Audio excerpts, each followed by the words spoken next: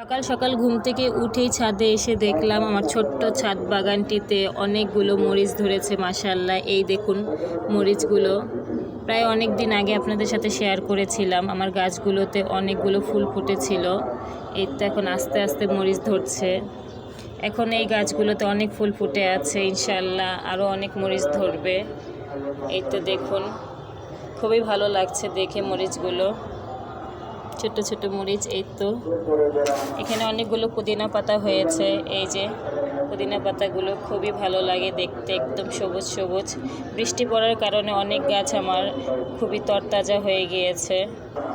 এই তো আমার মিষ্টি কুমড়া গাছের পাতাগুলো দেখুন, খুবই সুন্দর বড় হয়ে গিয়েছে মাশাআল্লাহ। এখানে বেয়ে বেয়ে উঠবে ইনশাআল্লাহ, দেখতেছি। যেখানে অনেকগুলো ফুল ফুটেছে, এগুলো সব হচ্ছে মরিচ গাছ। এই তো দেখুন।